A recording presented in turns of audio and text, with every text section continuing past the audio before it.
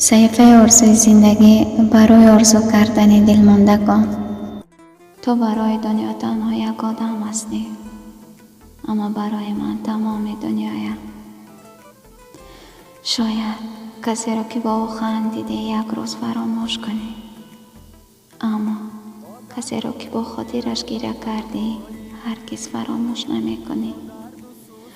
برایم میگو با تمام قلبم دوستت می‌دارم. در آخر فهمیدم که در قلبش جایی نداشتم. عادت کن دلم به تنهایی، در نصیب ما بوده است جدایی. ز درد و غم‌های و بیمارم، آخی ز دست عشق دلفگار و غمخوارم. عادت کن تو دلم به تنهایی، با درد و سوزشای جدایی. هرچند که براش اشک میریزم، مرا از این درد و غم رهایی. روزهای من گذشت بر ره پایی، ندانستم یارم به وفایی.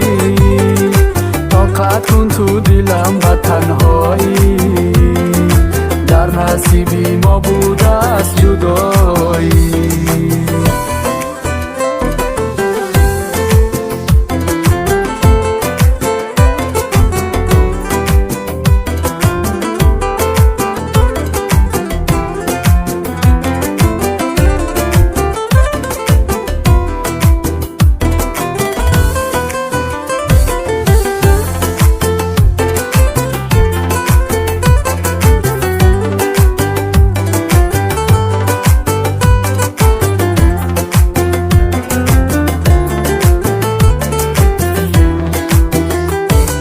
میدانم که دردیش دشوار است، درد و غمش در دوش تو بار است.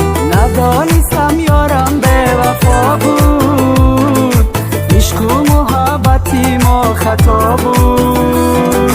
زی درد و غمهای او بیمارم، آخر زی دست عشق دل افگارم. خدایا مرا از غم رها کن، دیگر طاقتی غم و درد ندارم. عادت کن تو دلم به تنهایی، با درد و سوزشای جدایی. هرچند که براش اشک میریزم، مرا از این درد و غم رهایی. روزهای من گذشت بر ره پایی، ندانستم یارم به وفایی. طاقت کن تو دلم به تنهایی، در نصیبی ما بوده است جدا.